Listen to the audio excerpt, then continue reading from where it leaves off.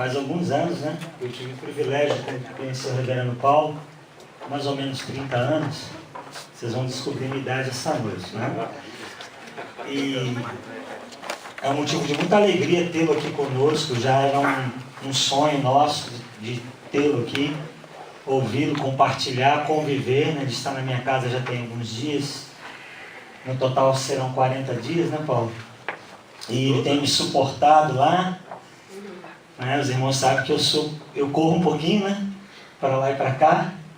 E é um privilégio tê-lo aqui. Ele sabe que a nossa amizade é uma amizade duradoura. Já tem 30 anos.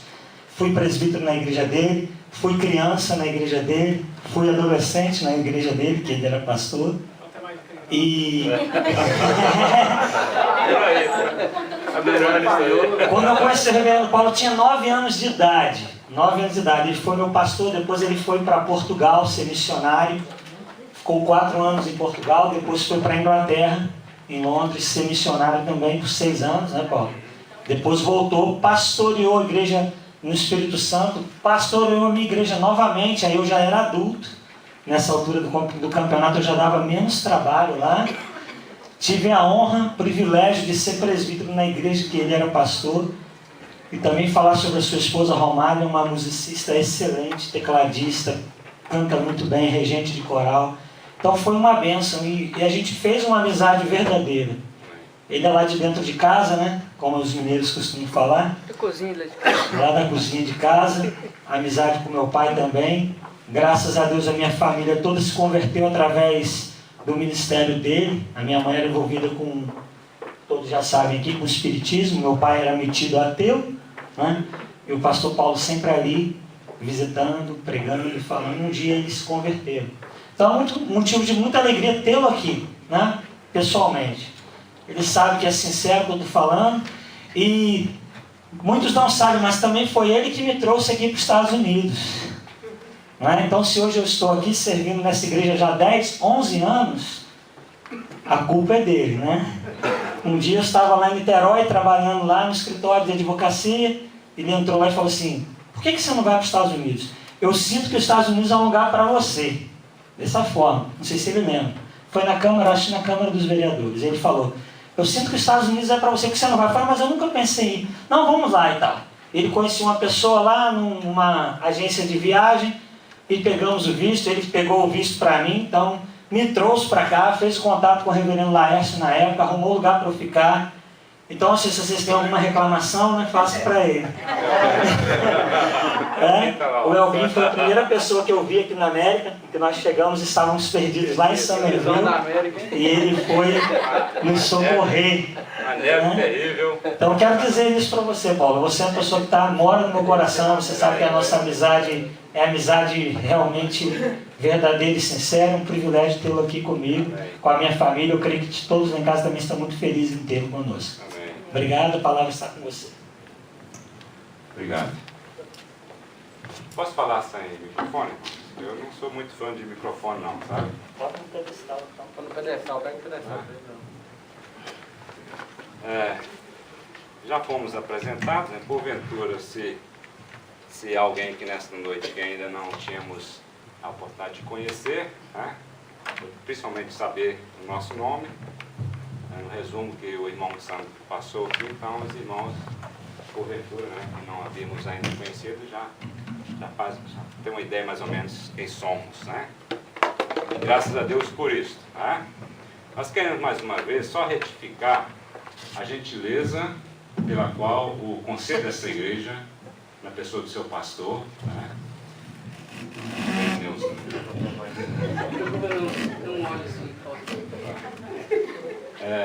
nos proporcionou também, né, a nossa vinda, porque graças a Deus nós sempre procuramos, né, naquela visão de que Deus que nos conduz, Deus que no propósito que Ele tem para cada um de nós, Ele é que abre as portas, Ele que favorece os meios, recursos. E nessa perspectiva, Deus sempre nos abençoou, né? E mais uma vez, também, nós tivemos essa oportunidade. O Conselho da Igreja nos enviou uma carta para que através dessa carta, nós pudéssemos, na imigração, confirmar, né, aquilo que, pelo qual nós, na verdade, estávamos desejosos de vir estar aqui, né? E Deus possibilitou essa oportunidade. Por isso nós agradecemos mais uma vez, retificando aqui, né, o convite da igreja, né, a carta que foi nos possibilitada. E nós estamos muito alegres, temos ricamente, não só grandemente, mas ricamente abençoado aqui pelos irmãos.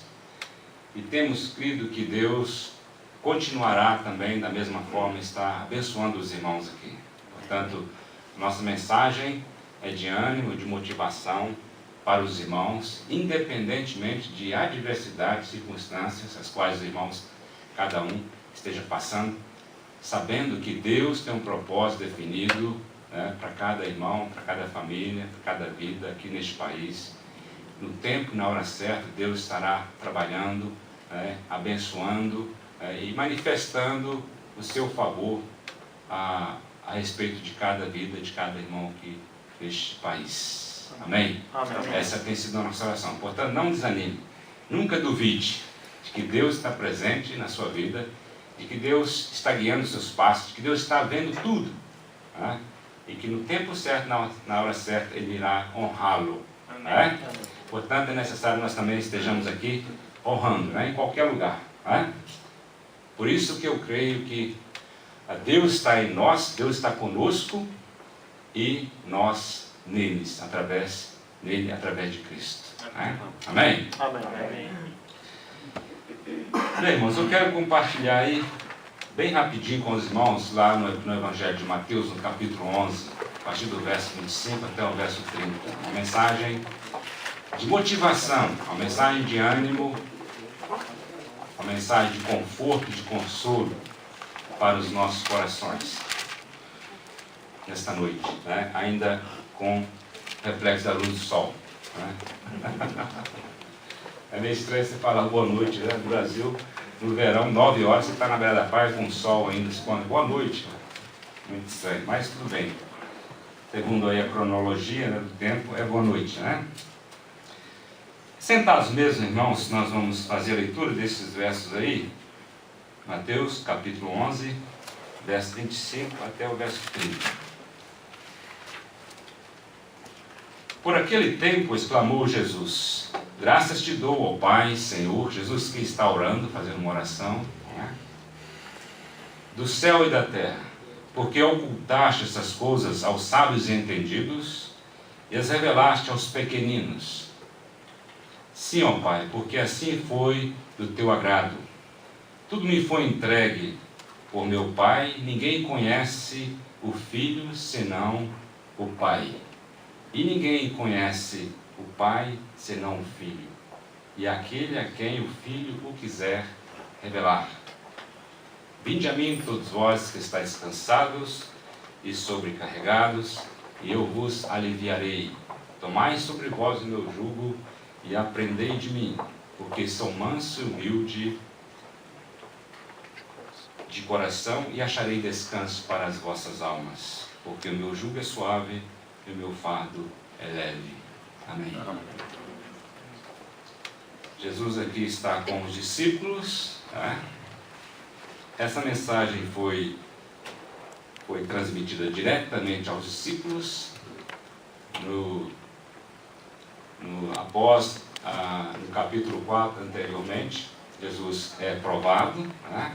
É tentado, e ali ele resiste de uma forma poderosa, né, guiado pelo Espírito Santo de Deus, que permitiu, pela liberalidade soberana de Deus, que ele fosse levado pelo Espírito Santo de Deus para o deserto, para ser tentado. E ali Jesus foi provado, e Jesus honrou o nome do Pai. Jesus honrou a pessoa do Pai. Jesus honrou pelo fato de ser filho do Pai na tentação. E Deus, por último, o exaltou e o glorificou como seu filho. Por isso que aqui agora Jesus agradece ao Pai. Graças te dou. é uma oração. Jesus está grato ao Pai, mesmo diante da adversidade.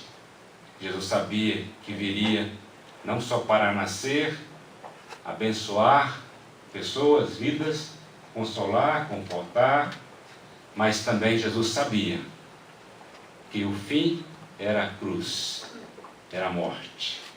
Mas para a exaltação, para a honra do Pai, e também para o conforto, para o consolo, para a vitória de muitos, aqueles os quais haveriam de vir pela fé em Jesus, aceitá-lo como Senhor, como Salvador de suas vidas, e assim crer neste Deus maravilhoso, neste Deus glorioso, o Pai de todas as coisas. Eu não sou hoje sinônimo de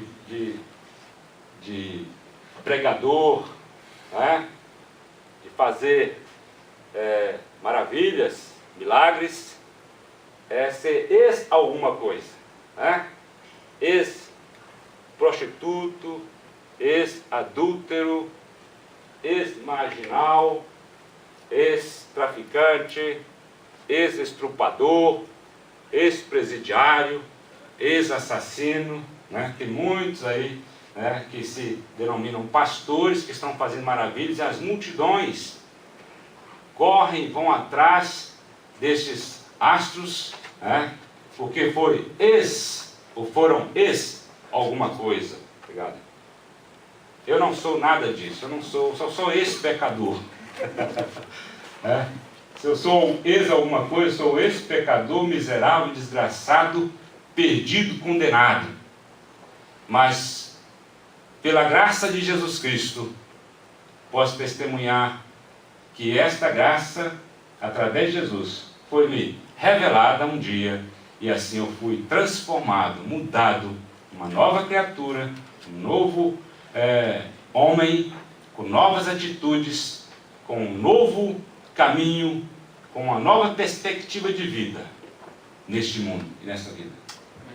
Então eu quero dizer para os irmãos aqui, só nessa introdução, que eu não sou famoso, viu?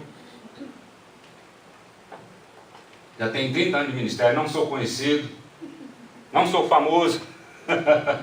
A minha família, eles me chamam de Roberto, conhece de Roberto, me chama reverendo, nem pastor e tal, é Roberto. E eu faço questão que as pessoas me chamem dessa forma, sem rótulos. Mas entenda uma coisa, que pela graça de Deus, Deus tem nos honrado, Deus tem manifestado a todos os instantes, a todos os momentos, a sua graça, o seu favor, a sua presença, principalmente. Isso, para nós, é o mais importante. E Jesus fala aqui uma palavra significativa: revelação. Revelar. Ninguém pode conhecer o Pai, ninguém pode conhecer principalmente a grandiosidade deste Deus maravilhoso. Principalmente, a manifestação maior do Pai é a pessoa maravilhosa, graciosa, misericordiosa, salvadora de Jesus Cristo, se o Pai não quiser o revelar. Portanto, para conhecer Jesus Cristo é necessário que nós tenhamos a revelação máxima do Pai, de Deus. E nós precisamos, primeiro, de orar como Jesus Cristo orou ao Pai.